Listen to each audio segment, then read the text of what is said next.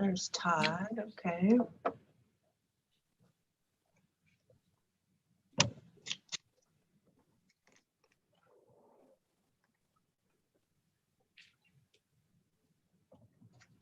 Just so we can wait another minute if you like, but it looks like you have a quorum. We do? Yeah. Let's roll. Okay.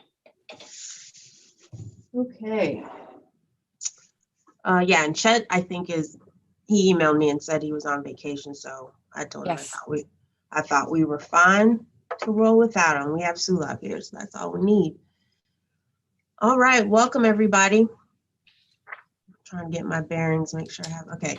Friday, June 25th, welcome to our 7th Cvta Regional Priority Subcommittee meeting. We are now live on YouTube and rolling. Could you scroll down on the agenda? Yes, sorry. And keep Multitasking. Here we go. You're fine. Oh, yeah. Okay, I did the welcome. Statements out there for virtual meetings. We don't need to read that. We'll roll call for attendance. Yes, ma'am. Good afternoon, everyone. I will start with Charles City County, Miss Russell. Chesterfield County, Miss Smith. Chair Walker. Here. Goochland County, Mr. Coleman. Here. Hanover County, Vice Chair Vidunas. Here. Henrico County, Mr. Yor. I think he's here. Okay. Miss Smidler.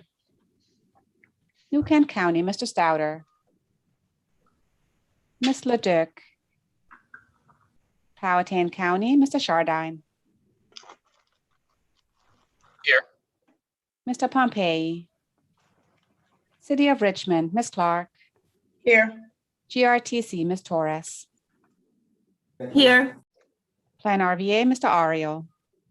Here. DRPT, Mr. Brohl. Ms. Dubinsky. Here. VDOT, Mr. Mann. Here. And Mr. Riblet. Here. Thank you. That concludes the roll call for attendance. Madam Chair, you have a quorum. Awesome. Thank you, everybody. Let's see. Any amendments to the meeting agenda? Hearing none. Let's see. We need to approve our last meeting summary, which was June 4th. Can someone recommend a motion to approve?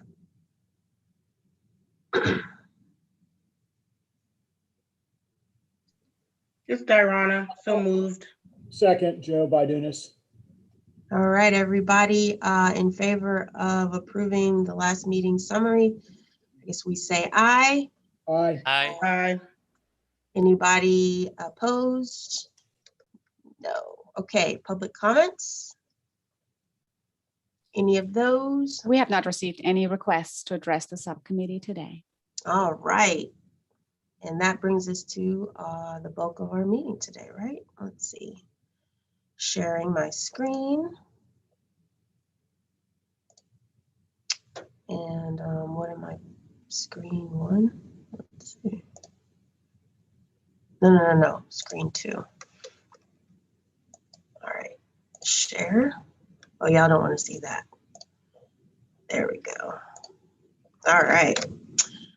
7th meeting, June 25th, evaluation measures. Today, we're going to spend the bulk of our time reviewing a couple of test scenarios that we wanted to test out to kind of see the impact of the different evaluation measures. So we'll get into it. Agenda, let me move this over. There we go, sorry, bear with me. Okay. Agenda. So I wanted to real quickly touch on regional eligibility where we left off last meeting. We had the discussion how there was some concern about the CVTA regional eligibility criteria maybe not being as encompassing as it should in terms of the rural localities. So we actually, well, Todd gave the update to the CVTA this morning, the full authority on where we were with eligibility for the CVTA regional pot. So if you guys start getting comments from leadership and want to pass those along to me and to the group for consideration, I'm sure as they review those, there may be some questions and comments. So thank you, Todd, for giving that update. And we had left off the last meeting, Joe had a good idea of bringing back to this group a summary of, if we look at the long range transportation universe of projects, the 243 projects, well, that was the draft version of it.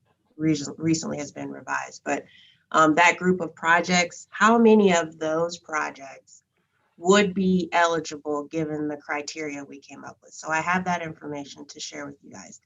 And then we'll jump into evaluation measures. Action items that where we left off last meeting was we were going to expand our list of test projects. I originally started looking at the data, the scoring based on 15 projects. We decided we should expand that and be a little more comprehensive in terms of the type of project and scale of project, locations of projects. So I did that. And then I took that expanded list of test projects and went through the valuation measures, and I want to show you guys kind of what I uncovered. And then if we have time, I don't think we'll get to 3, 4, and 5, but I can touch on those pretty quickly. I have some ideas on measure the weighting of the various measures, normalization, impacts normalization on the scoring process, and then how we're going to score bridge replacement and rehabilitation projects. So those might get pushed to the next meeting, but we'll see. So jumping in, long range transportation projects that are eligible for CVTA regional funds. So the universe of projects, and again, I'm working off of the draft version that went out a while back. There's since been some tweaks to it, but 243 projects, $6.3 billion in improvements in that list of projects. That list of projects is a needs-based list. So it's the localities participating, saying, here's what we have long range wise in terms of needs. So I went through that list. Chet and Greta did a great job helping me out with that. And based on the criteria that we've established, 140 of these 243 projects would be eligible to compete for CVTA regional funds. That's over half of those projects. And again, we all know long range plant transportation, the LRTP list of projects is not all inclusive. There's probably projects, we know there are projects that are maybe not in there. This is just a snapshot. Again, it's a data set we're all familiar with, order of magnitude. We have over half of those projects that would be eligible for CVTA funding at a cost of over $3 billion, almost $4. I would take note, this bullet over here, this summary, this 140 projects does not include new alignments, because the criteria that we established for new alignments was based on the localities providing justification to make a case for the new road. What would the road functional class be? You know, what volumes do you project on that road? Does your comp plan call for it? You know, the locality who's submitting has to make a case of why that's regional. So I even excluded those 20 projects out of this eligible list. So that could add some more projects that are eligible. And then I have this third bullet here on this side.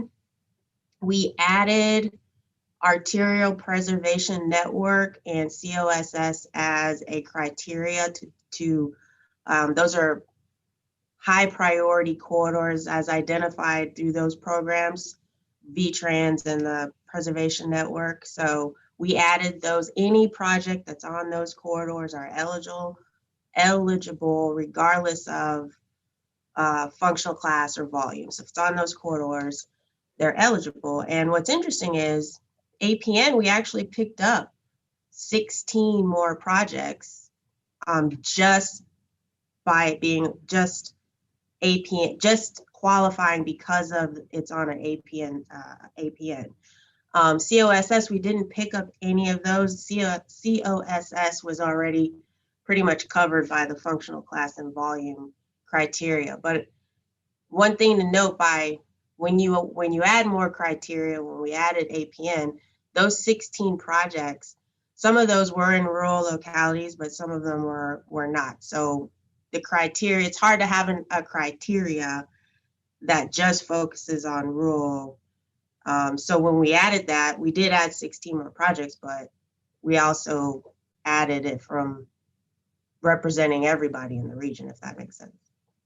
So what that looks like across the board in terms of the locals is, and I sorted these by highest to lowest, not because it's just, but it kind of passes the smell test, right? Chesterfield, Henrico, areas for growth still there, city third, and then on down the line. I'll note here, take note in the long-range transportation plan, these projects were noted as being multi-jurisdictional in terms of their physical location. So you can see there's a chunk of projects that also are located across boundaries. But I think this is a good message for leadership to see that the criteria that we're establishing does include all the localities. Again, Charles City only had one project in the long-range transportation plan, a spur that connects to cap to cap, but it's represented, so, or eligible. And then what that looks like in terms of cost, again, sorted on the total cost, high to low. So you can see, again, a lot of needs out there. And I think our criteria, I think this helps to give some credibility to our criteria, that it pares down the list. It pares down the list because, again, funding is limited, but it's a good chunk of projects that would be in the competition. So questions, comments on this slide of info? Just informational purposes, really. Okay, I will keep rolling. So what I did was we had 140 projects. Again, we're using the projects from the long-range transportation plan as our test case to figure out if we're good with the scoring process used by the long-range plan, and if we want to use that to score and rank Cvta projects. So from this qualifying list of projects that would be eligible, I increased our test project list from 15 to 43. The orange projects are the 15 we started out with, and the green ones are the ones I added. So what I did was, for bike ped, you'll see green is what I added. I added a few more fall line trail. I added James River Heritage Trail as a non-fall line trail project. You can see there's coverage across different localities. For highway, for highway, we already had auxiliary projects. I added another interchange modification to cover another locality, Ashland. I added in, we did not have any intersection improvements in our first test case. So I added 4 of those, and then again, cross-referencing, different localities. A couple more interchanges, and then a few more widenings and a couple more new alignments and extensions. So I kind of broadened out the highway group. The highway group is our biggest group of needs. So I've added more projects there. And then I added Multimodal, only thing in the long range plan was park and ride. So we didn't have any park and ride projects in our first list. So I added a few of those. And then lastly, transit, we didn't have any BRT in the first list. So I added 4 BRT projects, again, extending across multiple jurisdictions, added another fixed route. And then we had, I added in the new transit center in here as a project type as well. So expanded the transit list a bit. So I thought 43 was a good number. Again, just keep in mind, we got to tighten up the, we have to finalize, we'll probably do that next meeting, finalize how many applications each locality can submit. But I thought 43 would be a good number because we have 9 localities. Worst case, we say 4 each, 5 each, 4 each, that's 36, 45 or 36 projects. So I think in terms of size of projects that would be competing, this is probably in line. So this is the list. And in summary, this is just what it looks like. Again, this is our eligible list of projects from the long range plan. Here's the 15 we had before, and here's the spread of projects. So I tried my hardest to try to break it up by type as best I could. So I think we have a good test case. So long range transportation plan evaluation measures, you guys have seen these. So long range plan is using these 5 measures: safety, mobility, equity and accessibility, economic development, and environmental land use. These are the measures with this weighting that was used to score the long range plan projects. So to remind everyone of where we left off with our approach, again, I keep hounding everybody with it, but we have 3 different rankings that we can use to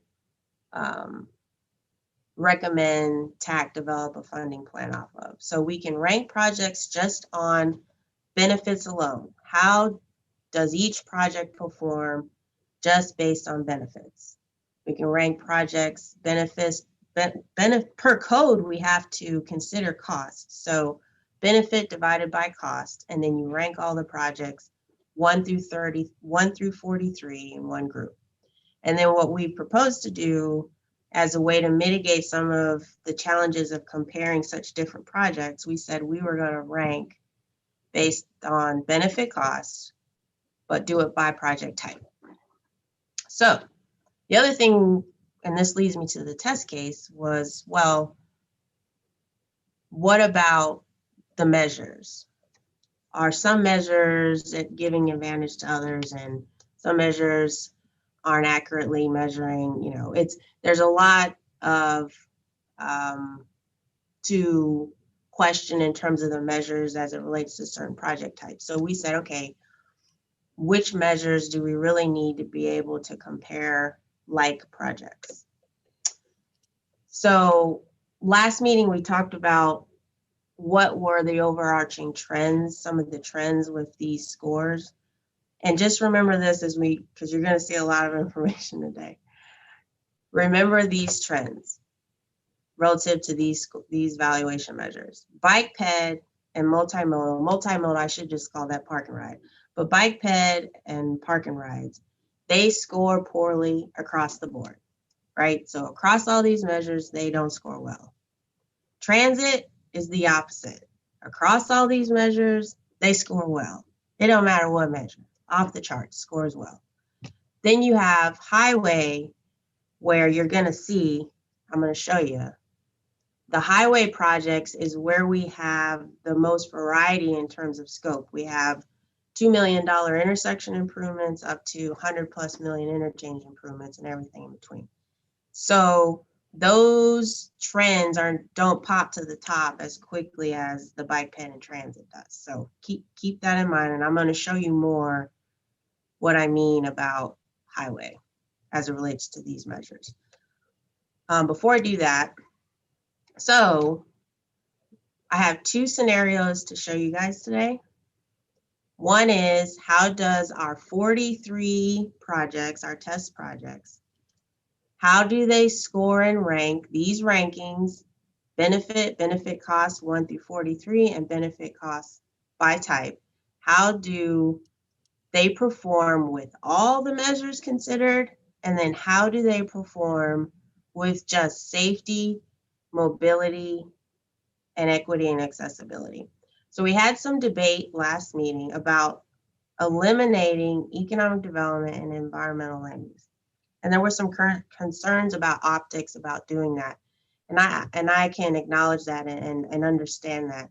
But just as a technical staff type of person, from a scoring perspective, I thought doing our due diligence to see if we did eliminate these, what does that look like, and if that has an impact at all. And some of the justifications for that, I can kind of point out on the next slide. So again, you're going to see two measures, two scenarios, all the measures together, or just these, and compared to just these three measures. So buckle up. All right, I'm going to start from the beginning. What you're looking at, I don't want to see this. Can y'all see this? Oh, there we go. Let me go back. Okay. What you see here are the 43 projects, right? This black dark solid line, they're grouped by project type. Bike ped at the top, highway, park and rides, transit. So let's just focus on bike ped. So remember what I said about those overall trends. You see here, these are how this table shows how every project ranks within each particular measure, just the benefit. It's not weighted, it's not normalized, it's just the raw benefit based on how that measure is evaluated. And then it's ranked 1 through 43. Again, yellow means it didn't get any score. Green means that rank is 1 through 10. And gray is 11 through 20. So what I did was we have 43 projects. The top 10 projects are green. The next 10 are gray. So green plus gray are the top half of the projects, all right? So real quickly, you can see bike ped right here at the top. They don't score well across the board. When I added in this one has some, scored well, crash rate and job growth and environmental, but generally, and that's one in the city of Richmond. So the rest of these are suburban, maybe, off-road. So these did not score well, okay? I'm gonna skip highway real quick. Let's go to park and ride. Remember I said park and rides did not score well across the board. So you can see that here. You have a few that pop to the top in some of the measures, but most of them are in the second bottom half of the scoring or the ranking. And then transit. Remember that trend? Transit across the board, top 10. If not in the top 10, it's in the top 20. Scores well across the board. And then here's where we are gonna need to do some more digging, some more trends will pop to the top. You can't really see it much right now, but highway's a little bit all over the place. There isn't anything that wholesale jumps out at me. You can go through some of these subcategories. I'll point out to you that roadway widenings score poorly. Generally across the board, I would say. I mean, there's some person throughput, you would expect them to do okay there. So, I mean, it's a little random when you first look at this, but there are some trends relative to highway that float to the top. When we start aggregating these measures into one score, you'll see it a little bit better. So we may come back and reference this if we need to. So that's just a quick hitter on benefits, right? So, and I'm doing a lot of talking, but I'm gonna pause and get some feedback. Unless there's anybody, I mean, it's a lot for you guys to take in. I didn't know if there was any comments on what you see here. but I'll keep going. Okay, first scenario is how do our 43 projects rank relative to all the measures together? So again, I have them sorted: bike ped, highway, multimodal, again, park and ride, or transit projects down at the bottom. They're sorted, they're grouped by project type, and then they're ranked over here 1 through 43. This is just the raw benefit. Cost is not factored in, and this isn't ranked by project type. It's just the benefit score. So compared to all of the other projects. So you can see here again, bike ped, we just looked at each measure. Now this is all of them rolled up together. And this is this has the weighting included in it. Yeah, this has the weighting included in it and normalized. So again, bike ped scores in the bottom. Park and ride scores in the bottom. You know, again, one popped to the middle of the pack, but generally it scores bad. Transit has 6 out of the top 10 are transit. And then in terms of highway, you can see that in terms of raw benefits, look what has the most benefit, right? Interchange, interchange, interchange, interchange, interstate widening, auxiliary is interstate, new interchange, interstate, and then you've got extension, and widening. So you've got 12 out of the top 20 projects in terms of benefits are highway project or interchange projects, limited access projects. And then you've got, yeah, so that's the trend, right? So highway projects do pretty well in terms of the benefits. Transit off the charts, bike ped, no, park and ride, not so much. Oh, let me back up. One other thing I wanted to point out, intersections. There's 4 intersection projects in our list, and they're in the second half of the ranking.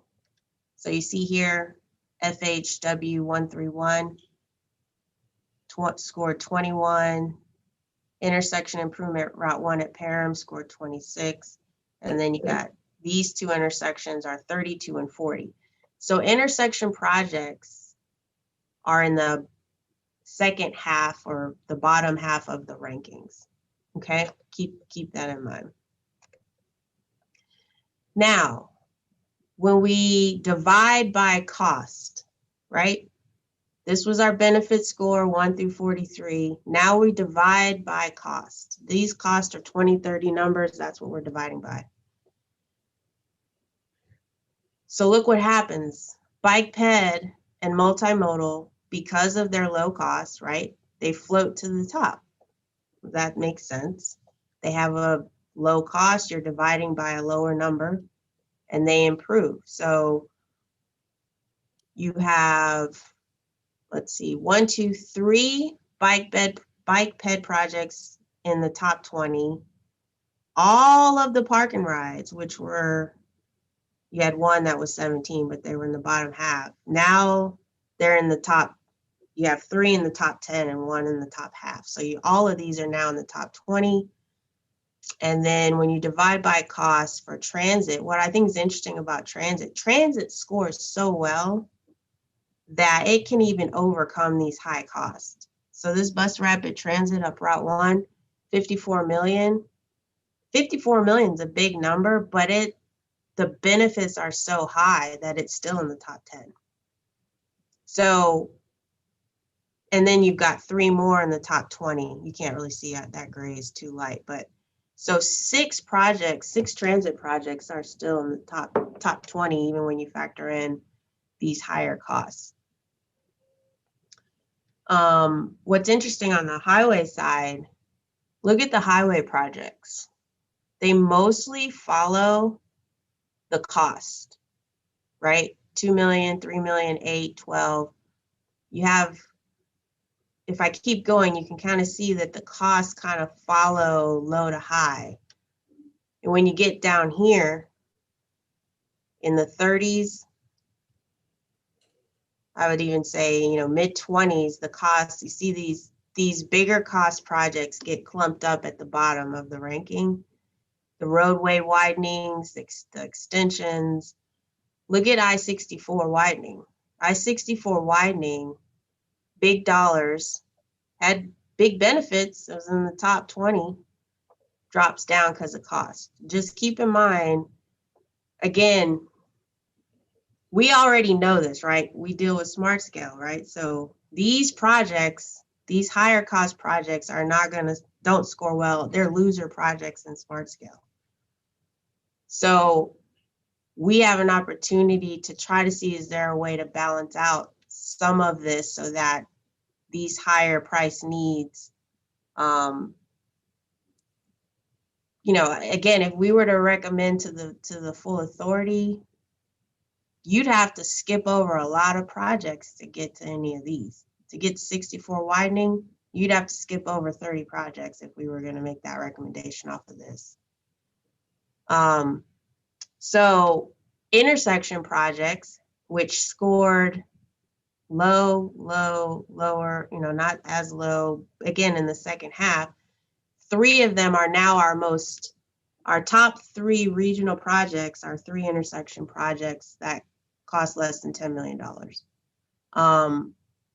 So cost, what I'm trying to say is that cost is the most impactful measure and can overcome some pretty bad scores. And that's not necessarily a bad thing, right? Like Route 1 at Parham is a very important intersection. I happen to live over there by and drive through it every day. So $2 million to fix that intersection, that's a good project. I'm just pointing out kind of the trends that you see. So this is benefit divided by cost. So what does that look like? Well, we're saying, okay, we're going to recommend, we're going to take to TAC. TAC's going to take this ranking right here.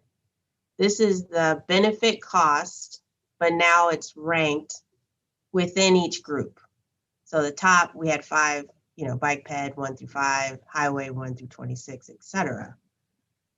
What's interesting about this is now, at least, look here, highway projects. We only had 2 highway projects in the top 10, if you consider all 43. But if we look at just the top 10 highway projects compared to each other, you pick up, you know, intersection, a couple interchanges, widenings, auxiliary lanes. So you're able to make some recommendations a little bit differently or support, you know, choosing something a little different than the 1 through 43. So, and we've talked about collectively, we could pull forward each one of these rankings for consideration and try to make an informed decision. But I think that the ranking across the project types helps to mitigate, obviously, the bike ped disadvantage that it has, the regional bike ped, and the overwhelming advantage that transit has. It kind of negates that. And now and same thing for park and ride. But what's still kind of I won't say it's an issue, but what's still not quite corrected is that cheap projects come off the list first, high price projects are at the bottom. That's still an issue. Okay. Any questions or comments on this scenario? Again, this is just all the measures per the long range transportation plan method and the ranking. Hey, Chessa. Hey, Barb. On highway, I'm a little concerned about, it just seems like because the cost, if a project's cheap, it scores high. Do you think if we were to focus on just congestion, safety, and accessibility, that focusing on just those 3 benefits would make any real difference? Or do you think it still would come down to cost? I didn't plant that question, but she teed me right up to the next slide. I swear, she's on vacation. We haven't talked all week. She didn't know. Yes, so I have that answer on the next slide, Barb. So anybody else on this before I go to the next slide? Okay, so let's compare like what Barb was asking. So let's compare this to paring down to just safety, mobility, and equity and accessibility. So on the left is what we just looked at. It's all the measures together, just the raw benefit score, compared to just the 3 measures that we think are most applicable, or could be. I think they are, but hear me out. So if we take out those other 2 measures, here's what happens. Bike ped still performs poorly across the 3 measures, but remember, we're ranking those within their compared to each other. They do jump up overall in ranking, but they still perform poorly. Same thing with park and rides, still scores pretty bad. You got some movement in the ranking. Again, they're going to be ranked and compared to each other. Transit, again, doesn't matter what you do. You could take out 2 of the scores. They score off the charts in these 3 measures anyway. So there was no real impact on transit. So what happens with highway? This is interesting to me because this is, again, just the raw benefit. It doesn't have any weighting on it. It's just how it scores within each measure. Or no, sorry, I take that back. It does have the weighting on it. I should stop confusing you guys. What happens is the intersections, and this is just benefits, intersections move further. It basically increases whatever the trend was over here on the left. So intersection projects, when we had all the measures, scored in the bottom half. 1, 2, 3, 4. They're in the bottom half, right? When we take out these 2 measures, now they're further at the bottom, meaning they gain some good points off of those 2 measures. So they fall further. And then when we looked at all the measures, we had good representation in terms of interchanges and interstate projects, limited access, a wide variety of limited access projects. We continue that trend here. Some shifts, there are some shifts within the highway, but it's still limited access projects. What's nice is, auxiliary lane projects. So for example, this auxiliary lane project on 288, it moved up 6 spots. It was right here, number 15, and now it's number 9. This auxiliary lane project on 95 jumped up 11 spots. And then there was another one, I think. 2. The 288 projects jumped up, and the 95 auxiliary lane jumped up. So it's not exactly evident in this slide, but there's some shifting in the highway projects benefit. Where it's really apparent is when you divide by cost. So when you divide by cost, again, here's all the measures together. We're dividing by cost. We took out 2 measures and we're dividing by cost. What's really interesting is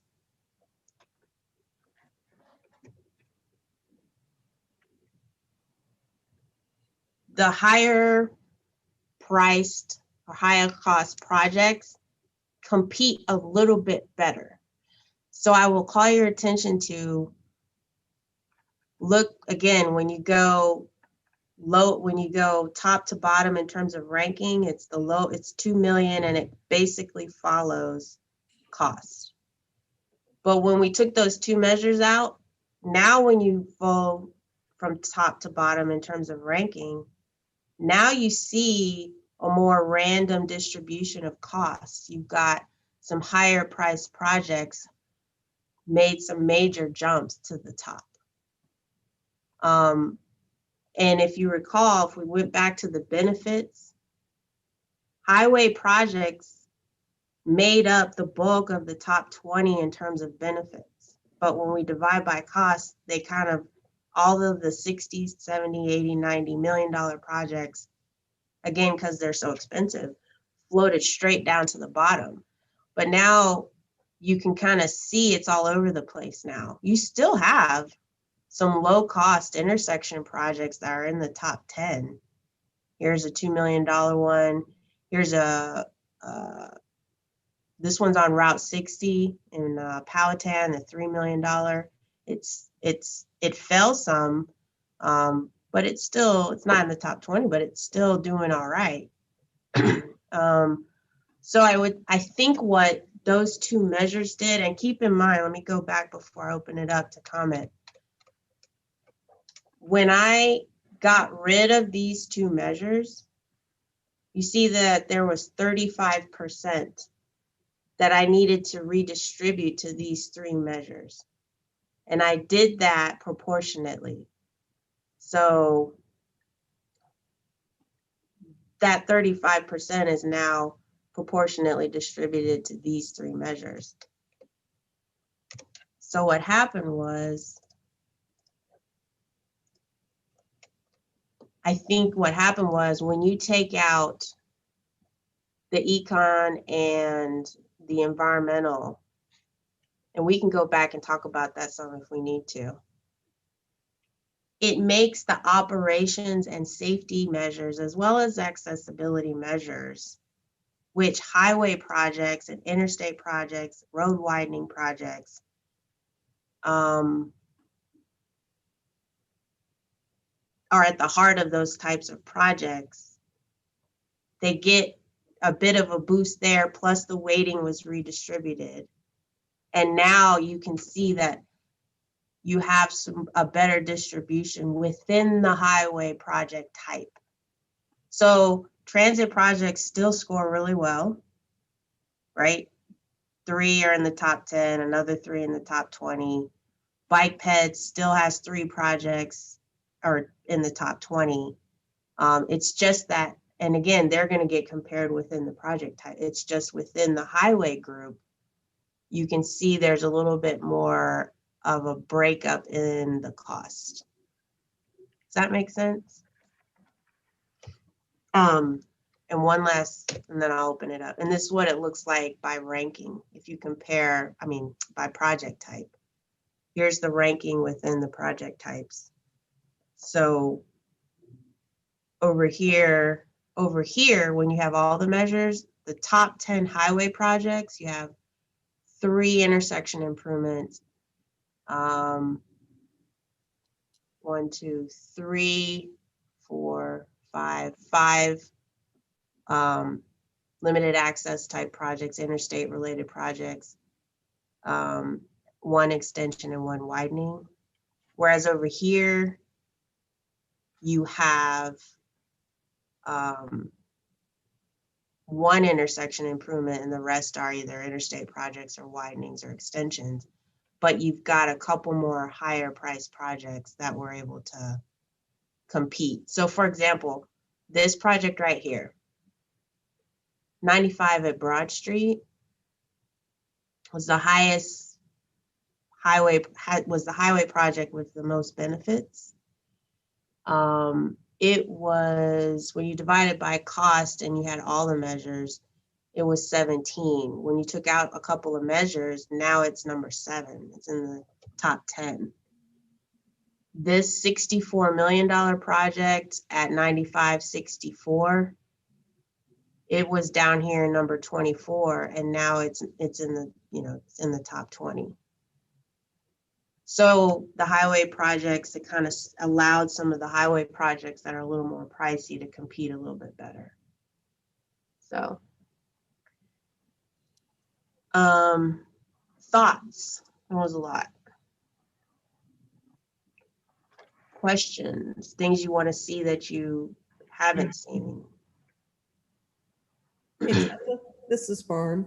Yes, Barb. You already said it, but I just wanted to support the idea that it makes sense to me for regional projects that the focus be on these three measures. Not to say that those other measures aren't important, but when we're trying to really zoom in on regional projects, it seems like these three capture the benefits to the region better, and it focuses it in a little bit better. And, you know, like you said, when you're looking at the highway in particular, it distributes the projects a little bit better. Yeah. Others? Madam Chair, this is Todd. Hey, Todd. Good afternoon. So, I have a question, but I don't have the answer. Okay. For, in particular, the highway projects that are big ticket, the 60, 80, 100 million plus. Yeah. Just based on the amount of revenues that we're going to have in the regional pot, I think the expectation for most of us is that those very large highway type projects are going to need to leverage other funding sources, smart scale and others. So while I think it's important to go through the exercise of looking at cost benefit, because that's what we have to have, I think we need to be able to somehow factor in, you know, there's the cost benefit, and then there's the costs of the Cvta commitment of funding. And do we kind of look at that separately? So if you have a $120 million project, but the expectation is only 60 million of it would be Cvta regional and the rest would be leveraged against smart scale, then we need to be able to sort of account for that exercise. Yeah, and that's a good question. And maybe what we could do is, if somebody was coming in for the 95 Belmead project and said, well, like you said, half, 80 million, do we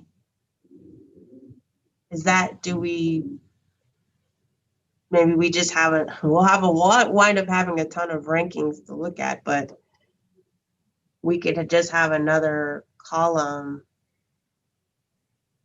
that divides by the ask. Or we could use the benefit column to decide, I had to think about that. How are we going to account for requests when it's only a portion of the total cost? Yeah, I would think that it would be based on the CVTA requested amount. Okay. You know, and another variable which makes things hard for us is considering the bonding issue in the future. Yeah. And early on, we did kind of toss out the idea, and it was nothing that we settled on necessarily, but if we know we're getting X amount per year for CVTA regional, should we say the most you could ask for would be 2 years worth of that, or whatever amount we would decide? Yeah, I'm wondering if there's a scenario, or I guess I need some direction on, should I,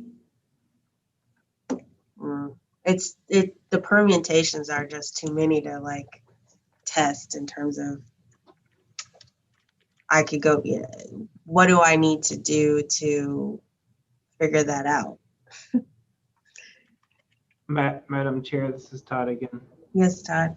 So to further add to the matrix here, and a little bit of this was touched on this morning at the CVTA meeting, is that, you know, unless we establish the requirement that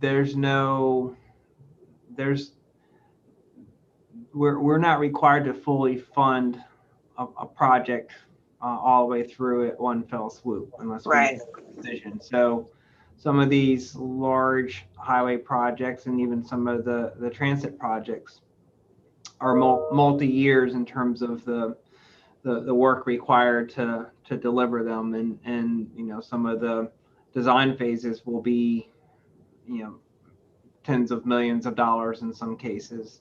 So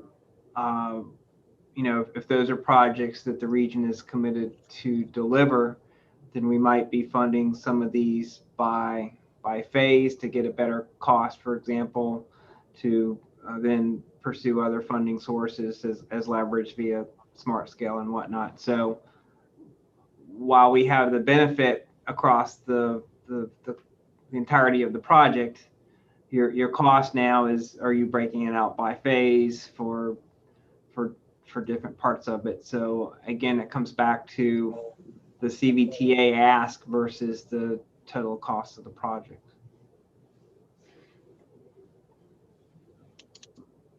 Hey, Madam Chair. Hey, Shane. Hey, Chessa.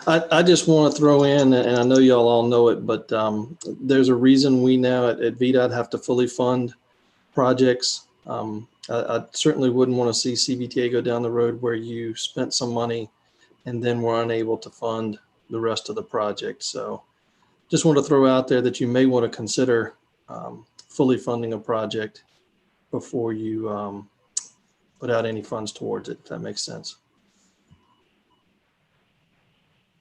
Yeah, we have not discussed that in detail at any of our meetings about fully funding or not. Madam Chair, this is Todd, if I could add. Yes, please. And thank you for that perspective, Shane, and I don't disagree, but we also need to recognize that a lot of these projects need a fair amount of development work to get good cost estimates, to work through some of the environmental requirements before they can move forward. So while maybe the goal is to certainly fully fund every project that moves forward, but maybe we look at a different approach where we don't have to have all the funding in place all at once, and you end up pushing project starts out for years just because of the limited resources. And I don't know what all that looks like, but I think we don't want to hamstring ourselves by not being able to accommodate some of the front end work. And in some cases that may need to be regional money just because of the cost associated with this.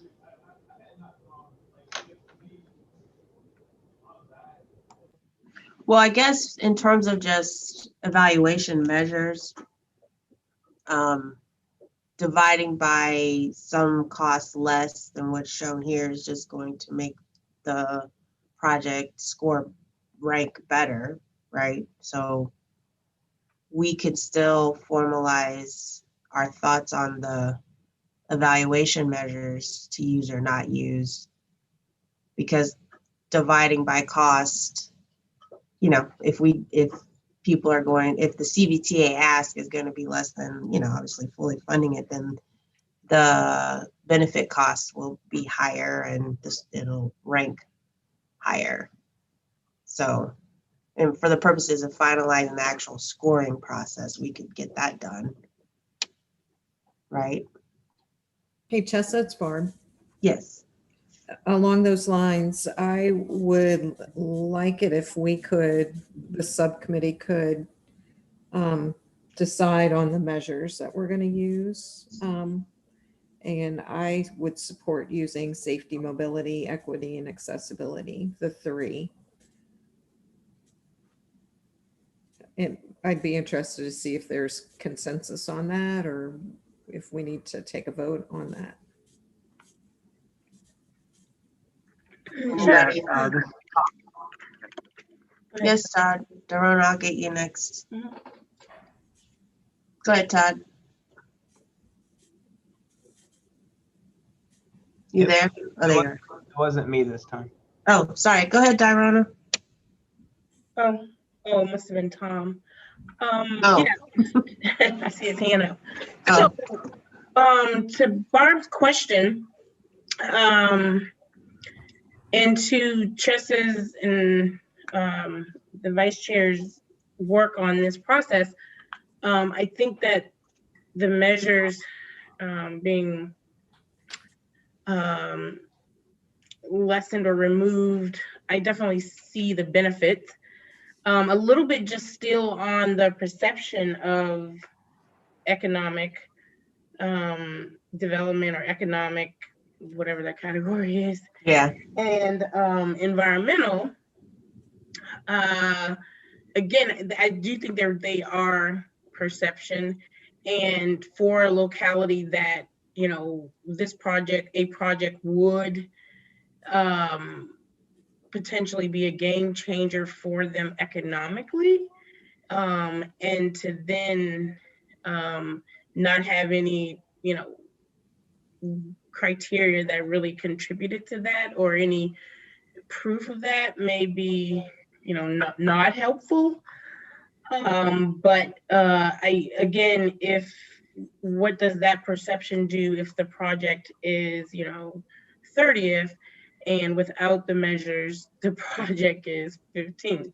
So yeah, I think it could be, I don't know, we would just probably need a good, consistent,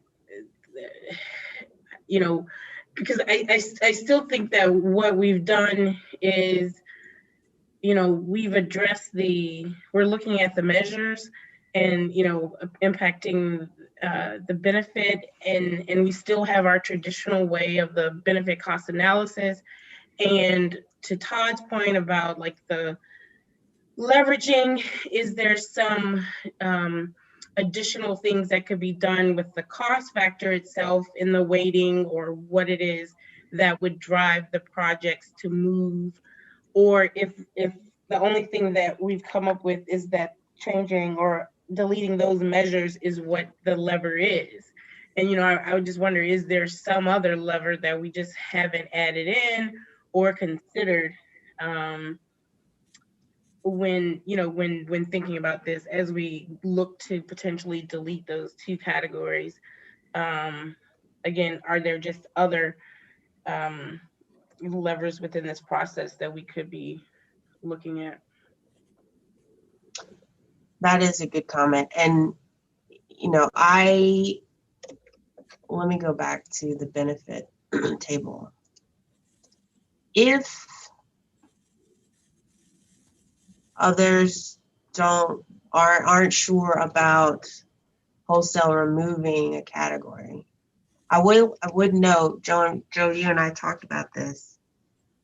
The long range transportation plan is included or has these measures and has scored projects based on all of these measures.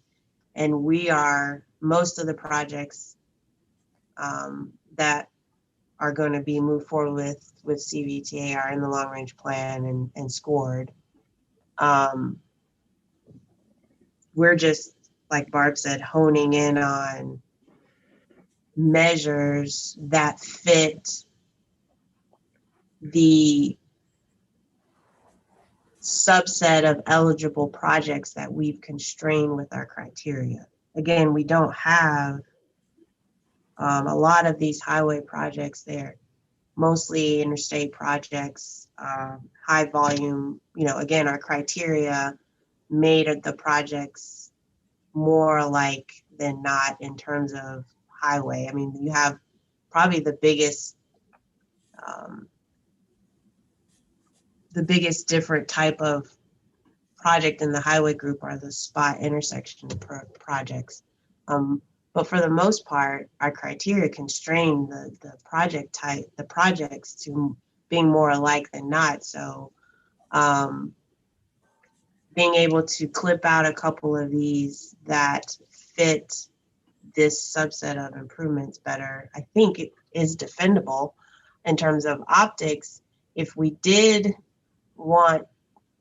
if the group wants to entertain an economic development, I could run a scenario where if there are any of these measures that we think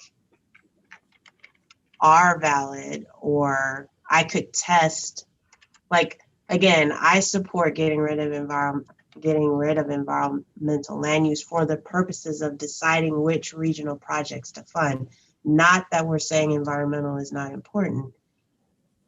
Just because, again, you have to mitigate your environmental impacts as part of the development process. So that's going to be accounted for.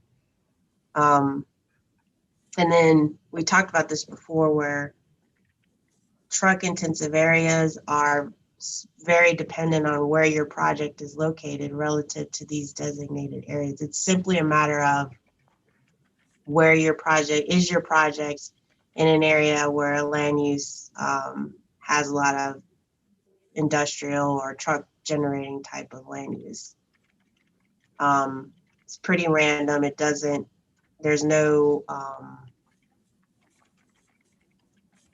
I think this measure could go.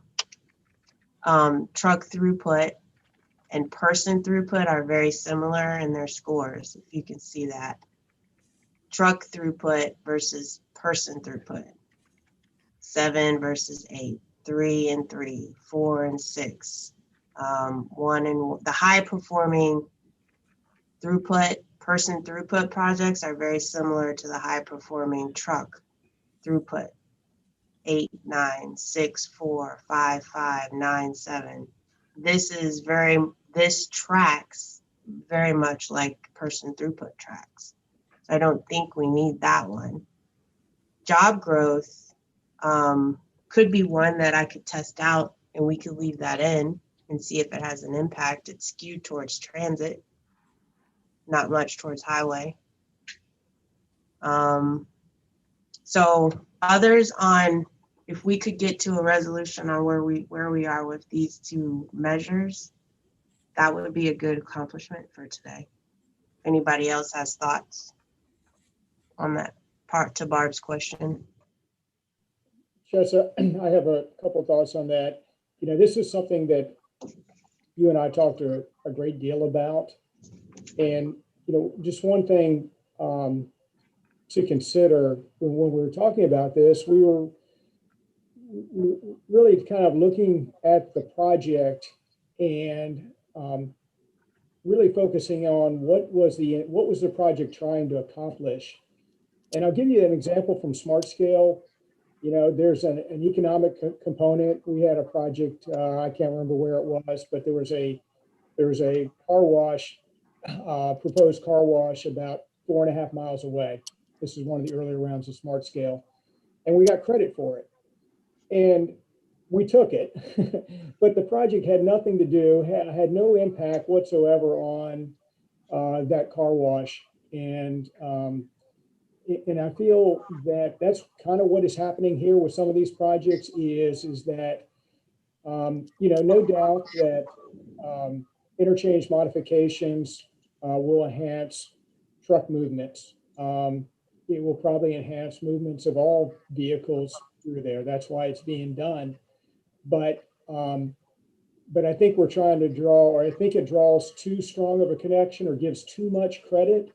And I think by eliminating those two categories and just kind of focusing on the essence of safety, mobility, and access, really kind of gets at the heart of those projects.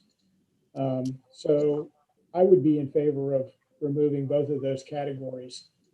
And the other point that I would make, or just something to consider, if I can, would be that you know, this is the first iteration, and my advice to us would be not to try to address every possible scenario and what if, and to try to keep this thing as simple and workable as process in the first iteration, so we can get out of the gate with something that's understandable.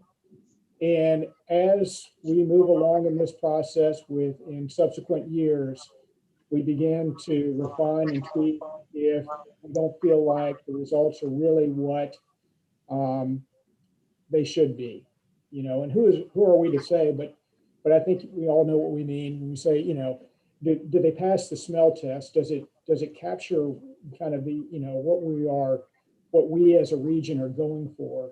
Is it representative of what the public wishes are in terms of regional projects? So those are two of my thoughts. Thank you, Joe. All right, anybody else on measures? Yeah, Chess, this is Tom. Hey, Tom. Good afternoon. Yeah, I guess it's just, I mean, you touched on it when you were speaking, but, we have used these five measures, and I think in making the statement that the safety, mobility, and equity apply and the others don't apply, I guess I would want a little more. I mean, that's a narrative, and I'm not sure I buy into that narrative. What's the justification for that? I think with the environmental piece, the fact that that's already covered, and I think there's a general agreement on that, that's a little easier for me to understand while that's going to be incorporated into the project. But I guess I'm not as sold on the economic development and the connectivity to activity centers. I guess to me, those are, not trying to draw lines in the sand, but those still seem to me to be applicable. And I guess I would be asking to be convinced why those don't continue to be applicable when obviously, we've had a lot of discussions on these items as it relates to smart scale scoring and the long range transportation plan. Now, sort of the first component, I guess. And the second component is as it relates to the fully funding. Again, my comfort level with some of these other grant funding applications is that the projects have to be fully funded. And I guess maybe to Shane's comment, I guess I get concerned when we're talking about asking for funding and we're not fully funding projects, and I readily admit I could be wrong, are really talking about applying funding to scope projects and really evaluate what the costs and benefits of projects are. And if that's what the money's being used for, that really raises the question of what the cost and benefits are if these projects are not fully funded, and yet we're fully evaluating the cost and benefits of the project. Again, that's sort of a question without an answer.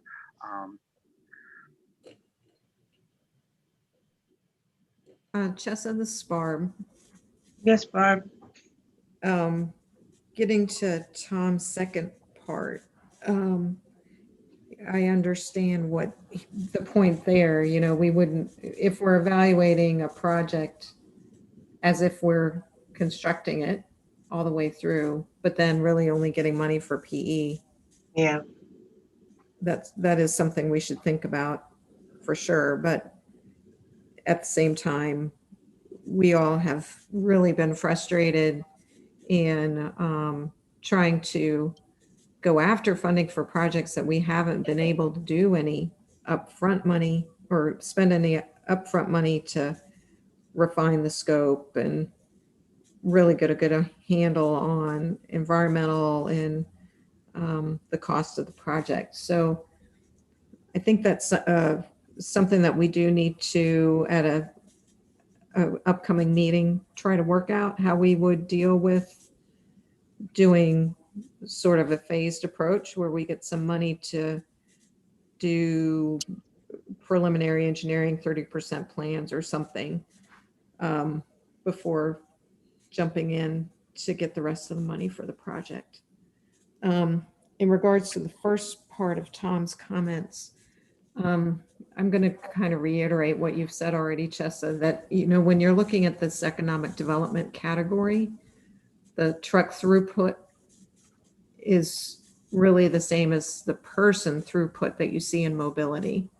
So it's redundant. The connection to truck intensive areas, that's a defined kind of area. So if a project isn't near one, you get those yellow squares where you just don't get any points because it's not near there. I'm not sure job growth rank. I don't really know what what that means? Does Sulab, can you tell us what job growth rank is again?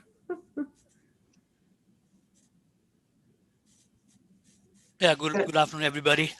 So basically, the job growth is looking at the job in the vicinity of the project based on the project tier. So we have 3 tiers of projects. So the tier is basically the sphere of influence of that project. So any transit project or bike ped project, the sphere of influence as we have agreed upon is 1/2 mile.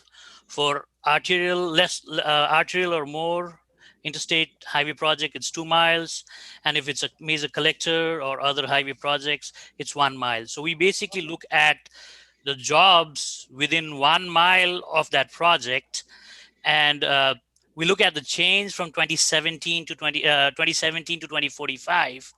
And another thing comes into play is the decay. So as we go further, we assume that the jobs would become lesser, that the attractiveness of those jobs become lesser. So we use some kind of a decay rate, and we basically buffer the area with 0.25 miles buffer. So basically 100% of jobs within 0.25 would get the credit. If you go to the next buffer, 75% of that. And then if you go to next buffer, 50% of that. And we basically multiply that with the number of jobs in that buffer at the TAZ level, multiplied by the overlap, and then basically look at it. So it's not a true performance measure. It's basically looking at 2017 and 2045, and the benefit of the project is because of the location.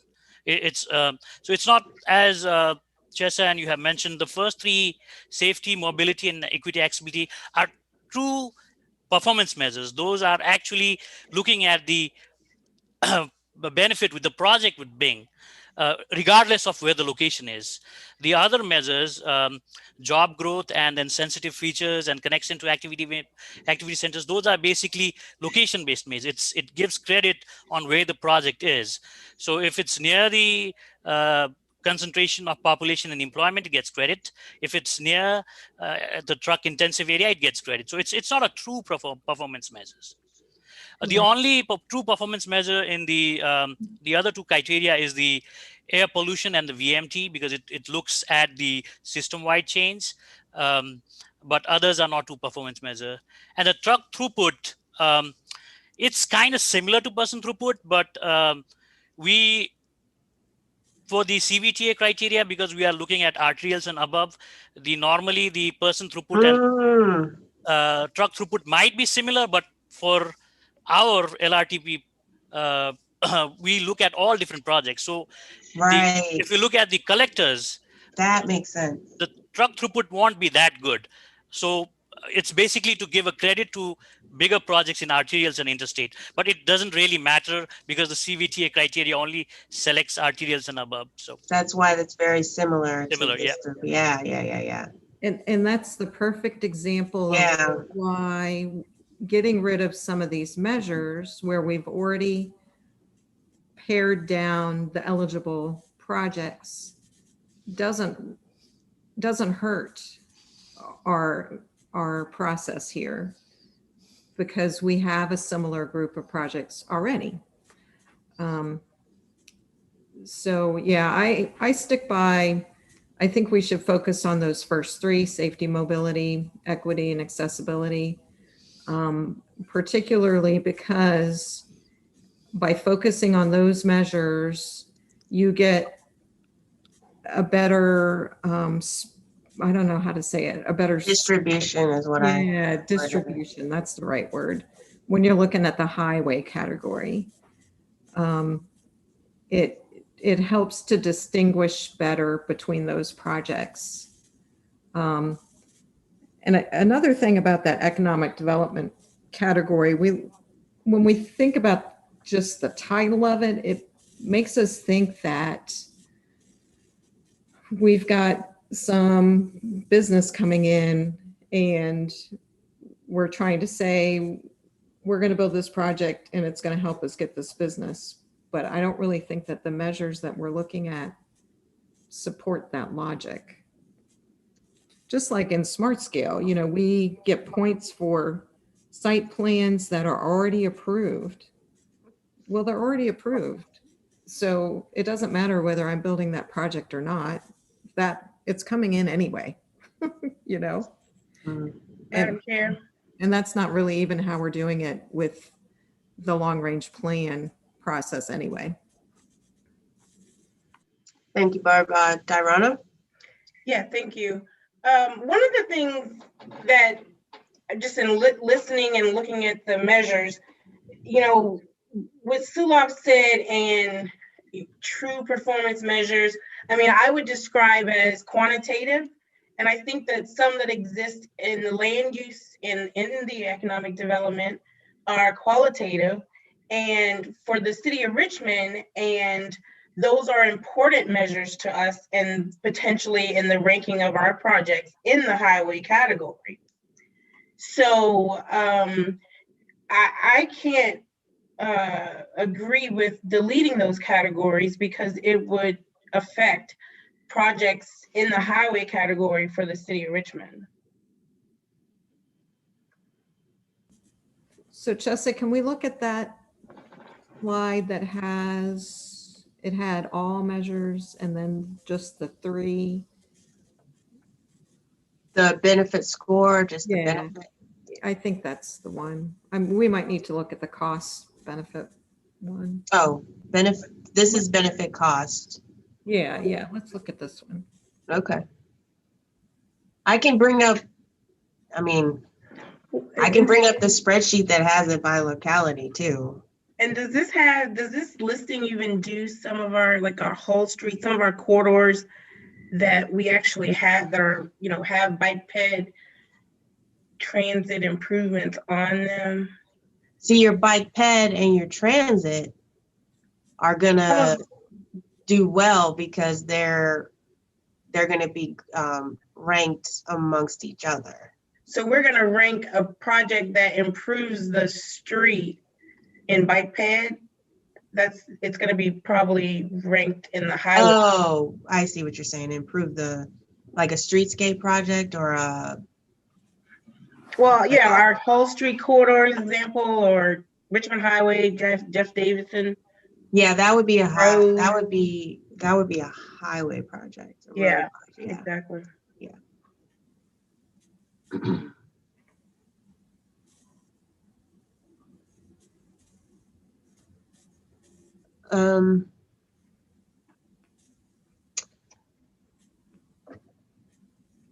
Hold on. Does anybody else have their hand up? I don't have I thought I saw Tom or.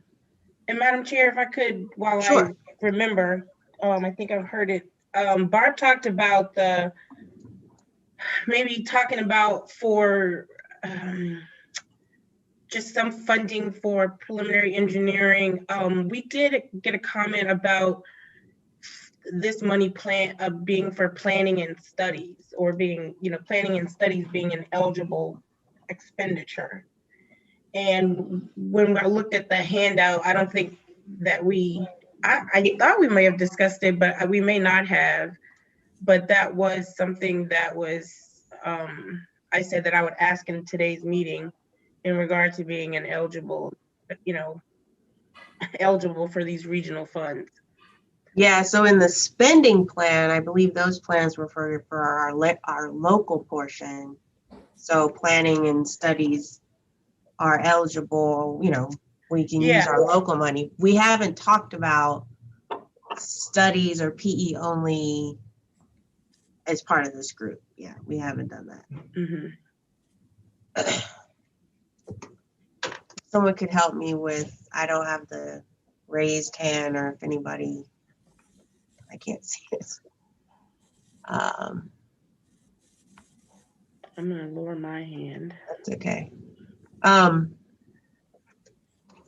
Yeah, so Dirana posed a question about study money, and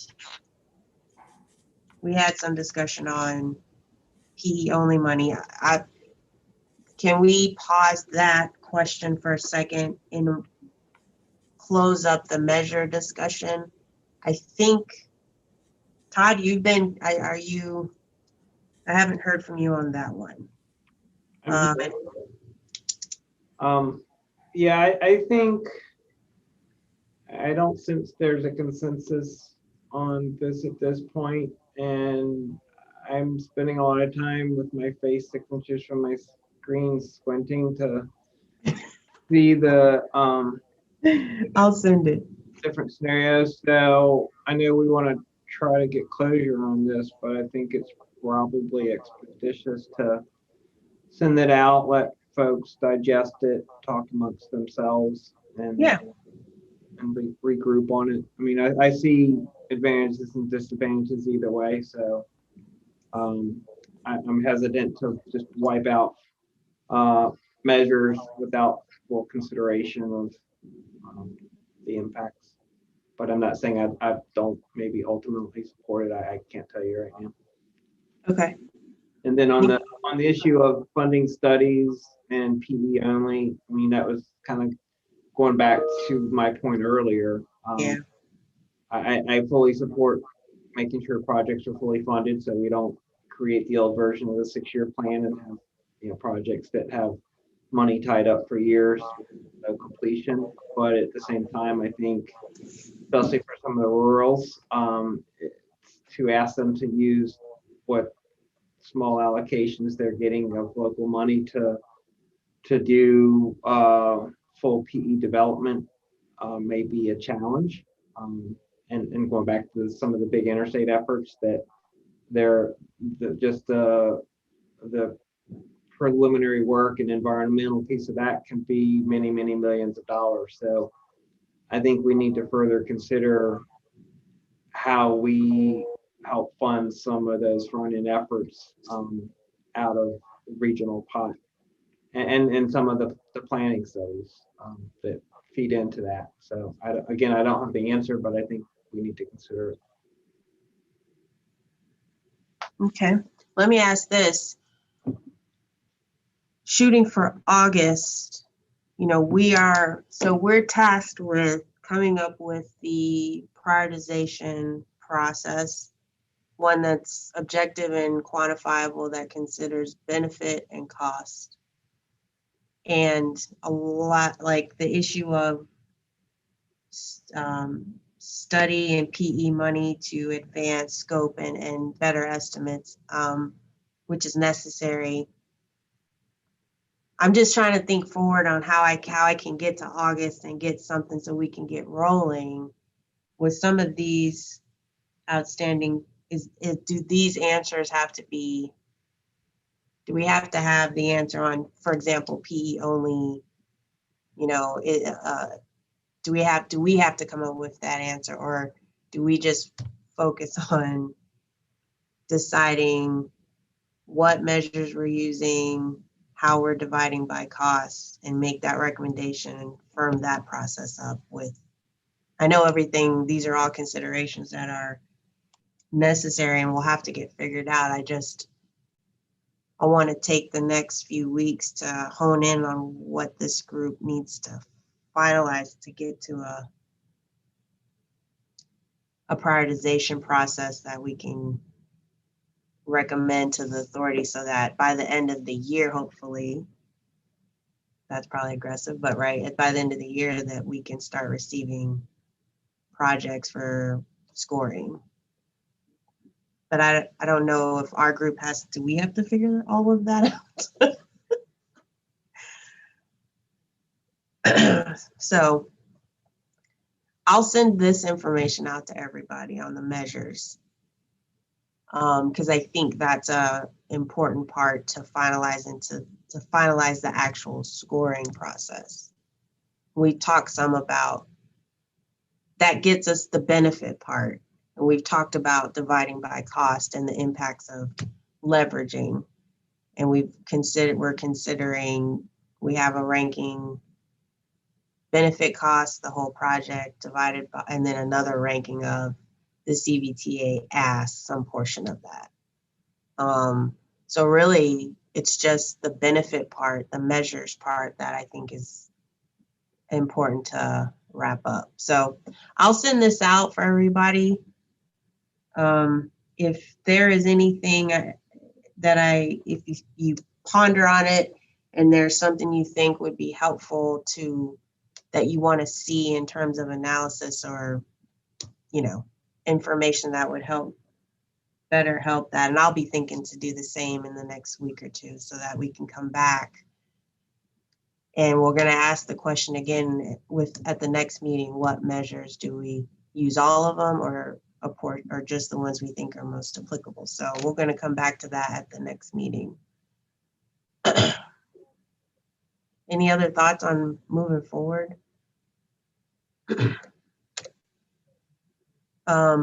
Real quick, 3:00. Waiting, I wasn't going to propose.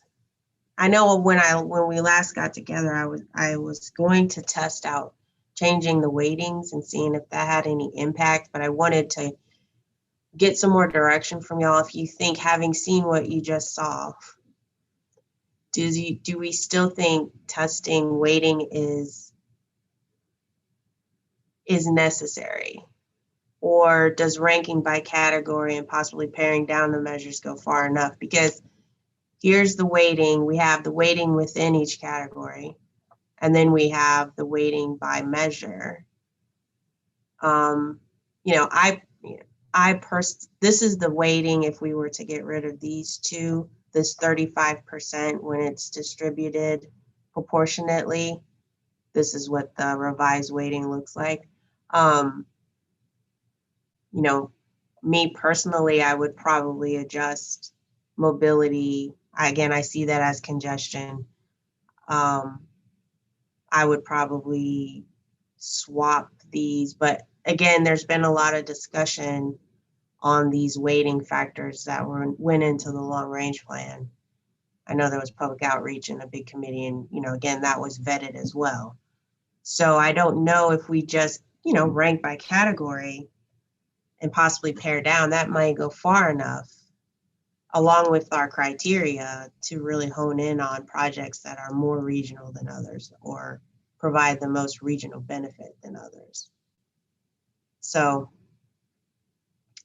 let me know if you guys think weighting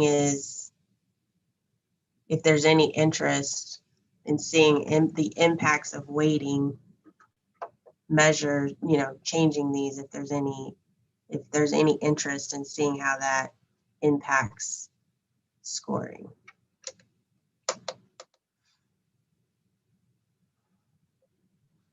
Again, that's just another rabbit hole to go down. I can't handle another variable. That's what I'm saying. That's why I think what we've done, I think the ranking by category is genius. I think, you'll have, if you have in front of you, here are the raw benefits based on these measures. Here's how the projects rank out.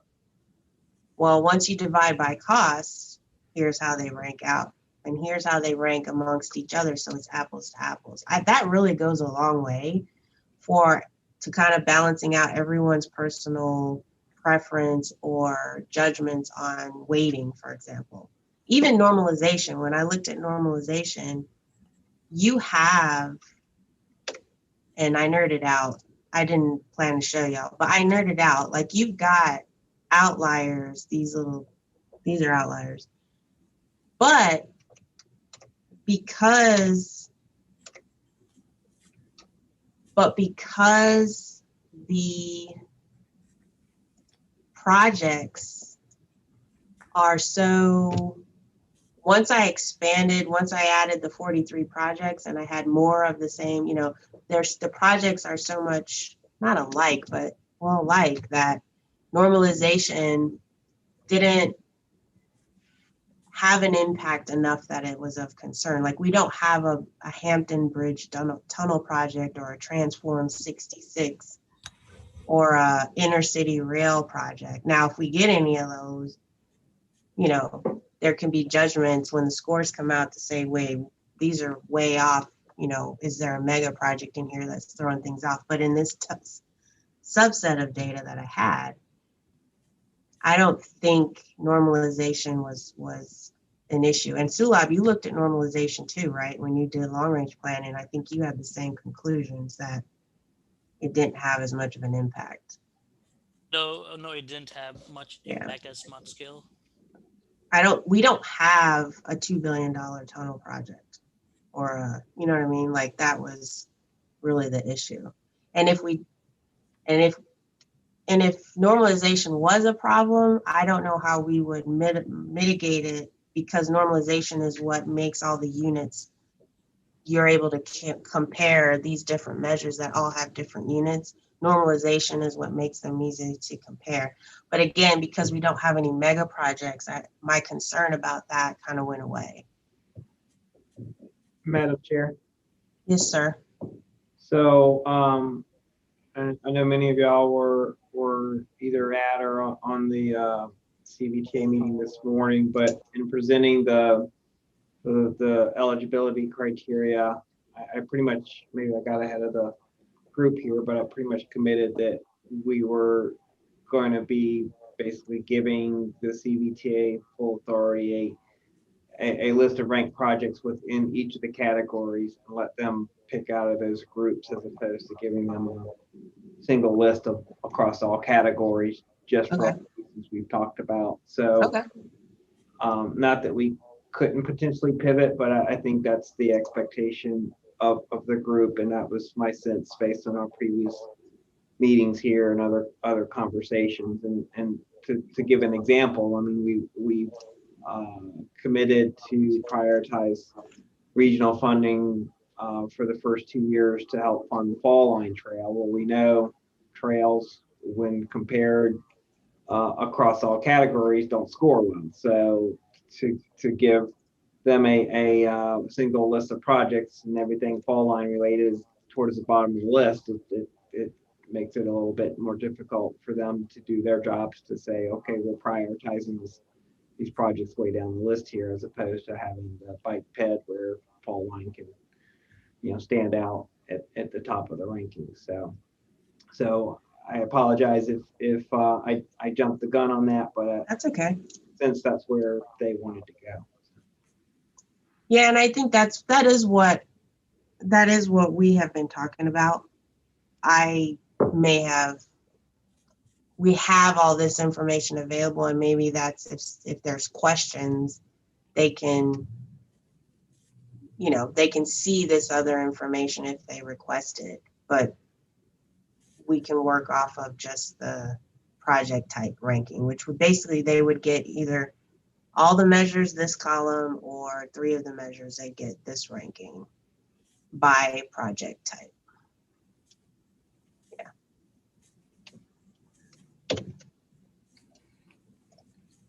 All right, so I didn't hear overwhelming concerns about the weighting.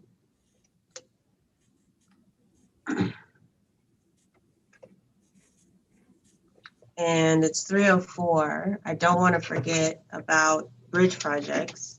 I just want to give you an update on this. I'm still trying to track down some information, but in Sulab, you can jump in if I say anything wrong, but we do have bridge rehabilitations and bridge replacement projects. I don't want to forget about that, because the city of Richmond had in their regional list, when we were calling for test projects, the Mayo Bridge, for example, and the Boulevard Bridge. So we will likely have some of those projects. So we have to have a method to score those, to develop a benefit and divide by cost per the code.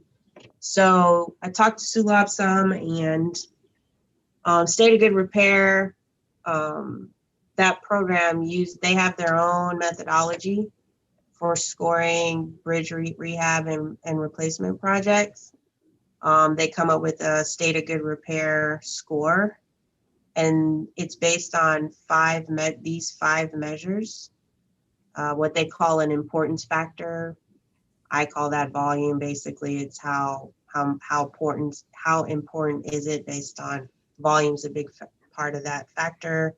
The condition of the bridge, the redundancy, basically for these risk factors, scour and fatigue and earthquakes, how they factor that in. the structural capacity factor, and then they actually have a cost effective factor where they factor in cost into that factor, and then it all rolls up and they weight it. These are the weightings by the factors, and then they come up with the score. So if we were to,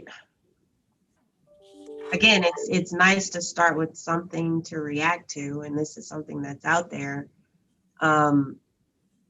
If we were to use this the state of good repair rank, we would have to rank the bridge rehab and bridge replacement projects in its own category.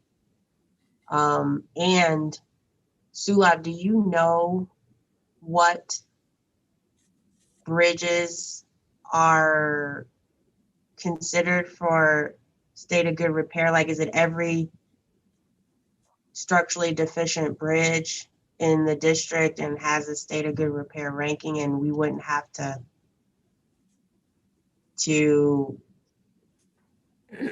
get them to score a project that's not included in that list? Do you know what I'm trying to say?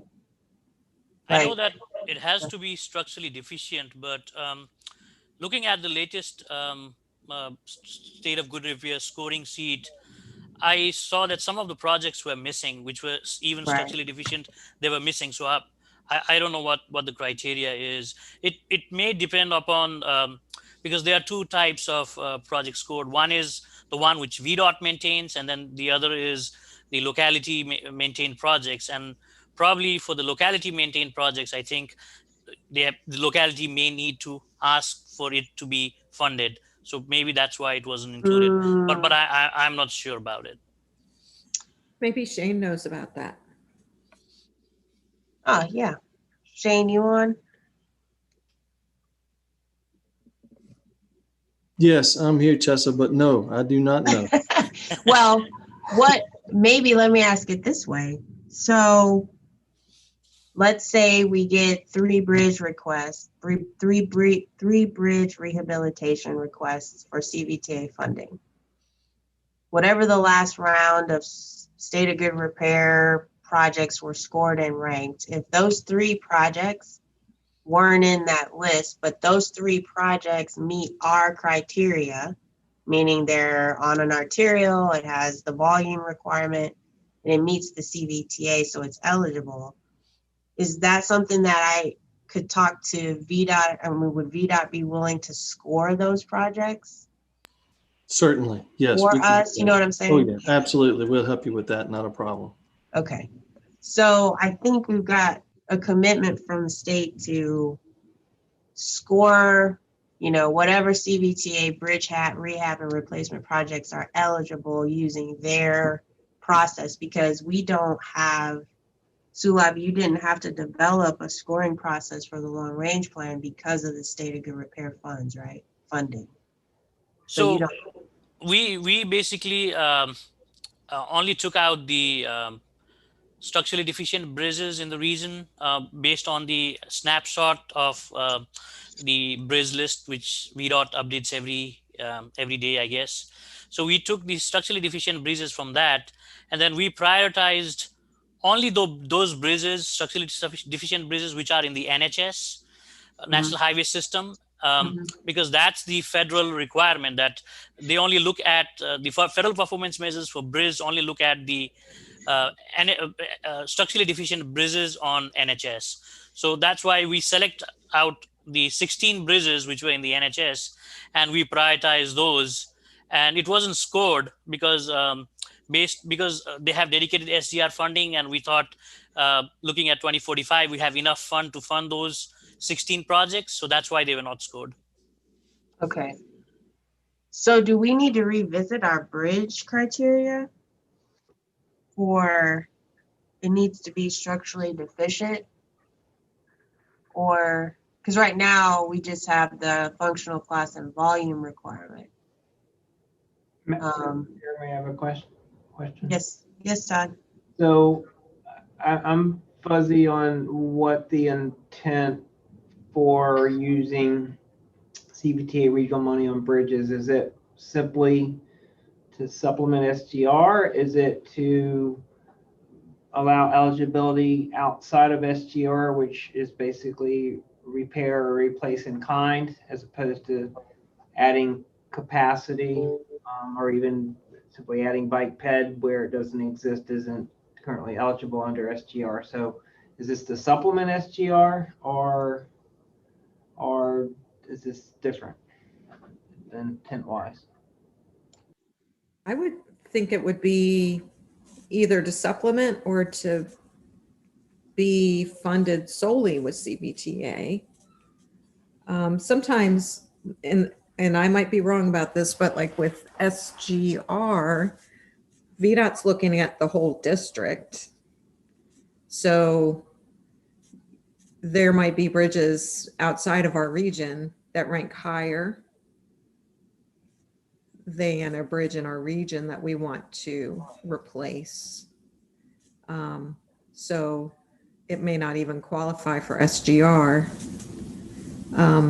Then what was the other question? Oh, like if you wanted just to put bike ped on a bridge, I think we would have to call that a bike ped project versus a SGR project. So maybe the structurally deficient that eligibility criteria for bridges is important. For a bridge rehab and a replacement, I would think it would need to be deficient in some way. You wouldn't replace one that you wouldn't rehab a bridge that didn't have any issues. Exactly.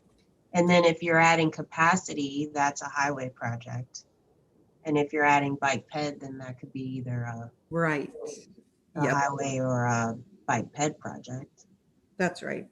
I guess where I see the potential benefit of CVTA paired with SGR is if you have a structurally deficient bridge that you wish to replace, then let the in-kind replacement come from SGR, because that's what that funding source is for, and it's not a unsubstantial amount of money. And then if there's betterments that the locality wishes to do with that bridge, which is often the case, because many bridges are need additional capacity, need facilities that don't exist, then maybe that's where this funding comes in, whether you call it a highway project or a bike ped project, or the reality is it's still a bridge project where you're adding something beyond what was there.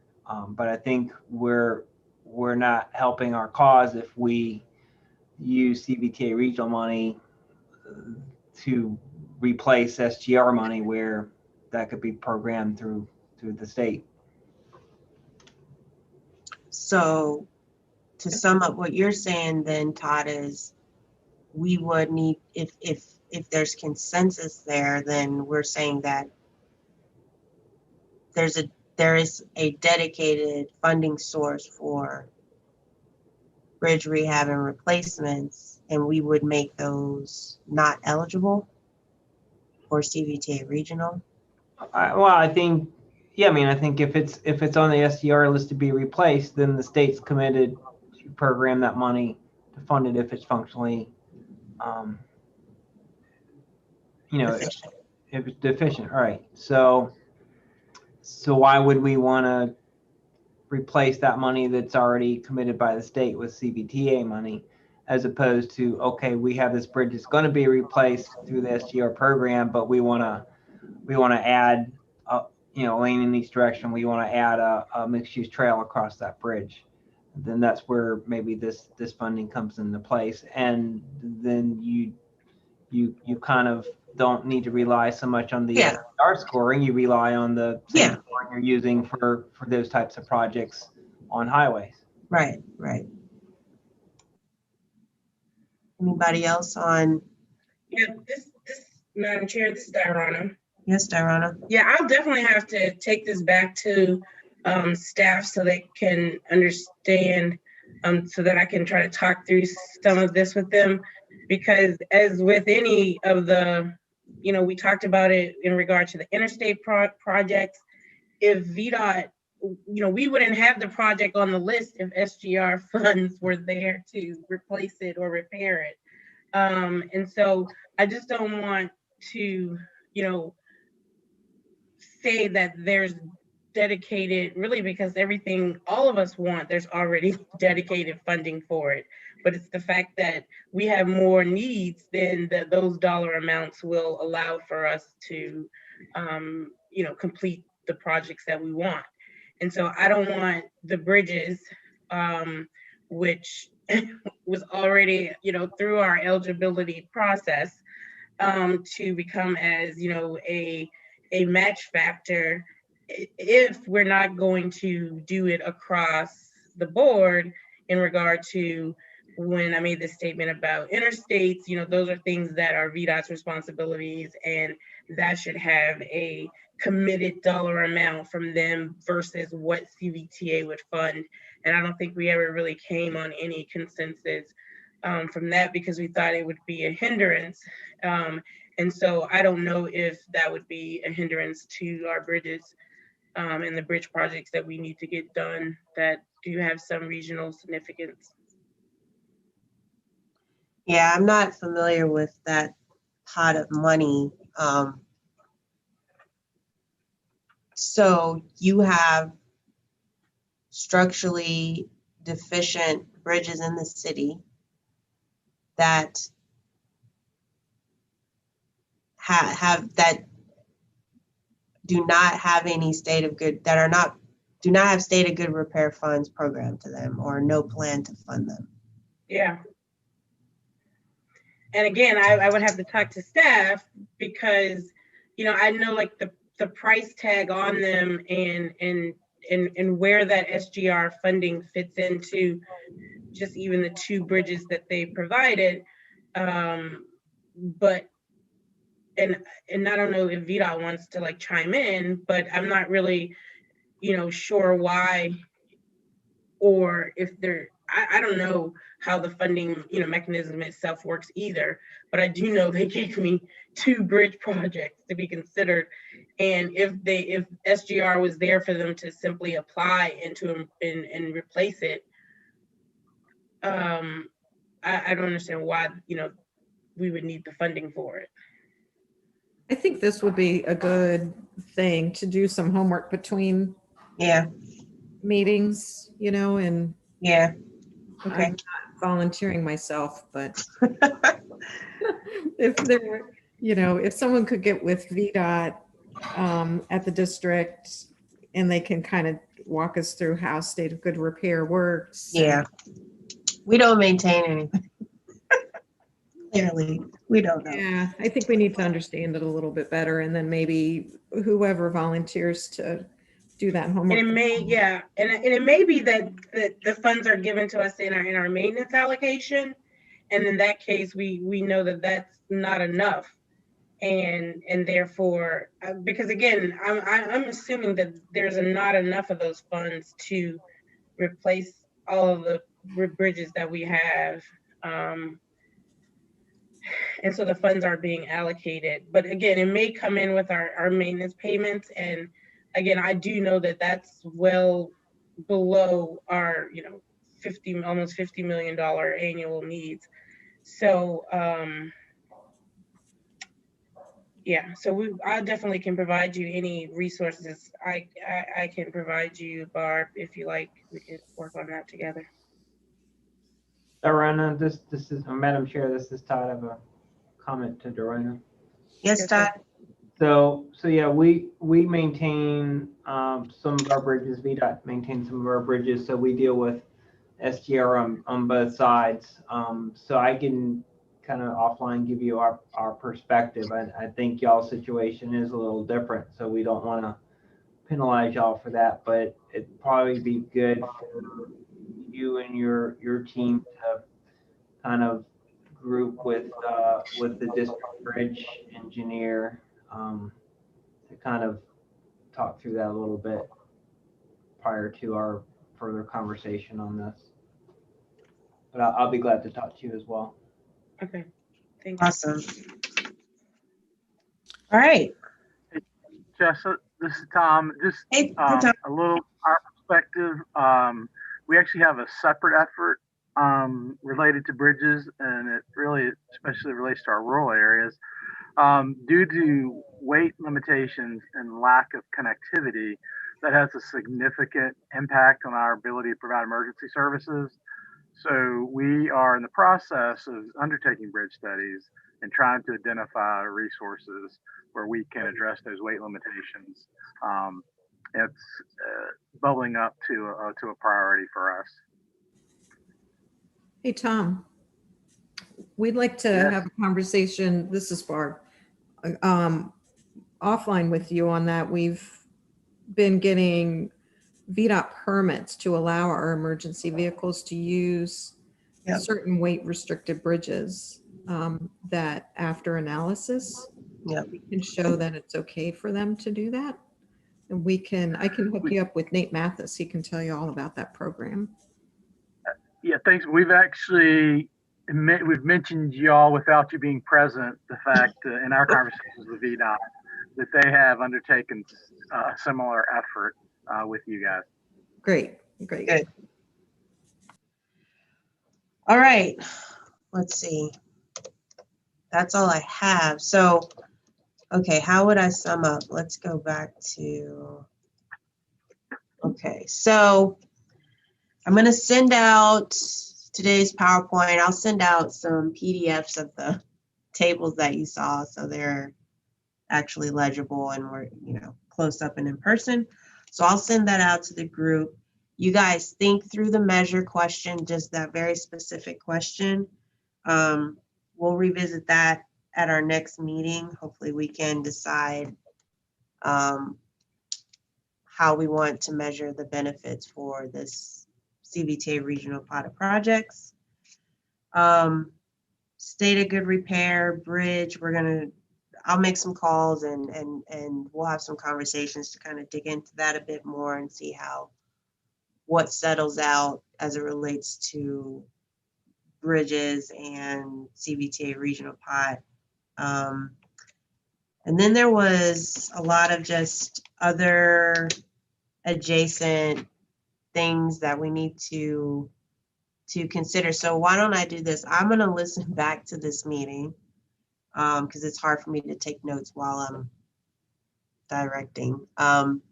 And I'll try to compile some of those questions about, PE only, scoping, dollars, fully fund, not fully fund, concerns about that, and kind of summarize some of these outstanding questions because we're getting closer to August and I really want to be able to give TAC and for it to flow on so we can get an initial prioritization process out to the full authority for consideration.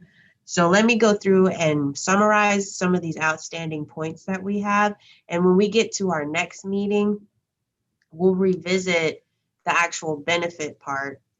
And then let's strategize as a group on what is key to us answering to finalize the prioritization process, and maybe what are ongoing discussions that maybe don't impact that process so we can get something back to the authority. Otherwise, our every other Fridays are going to be booked until we're 80.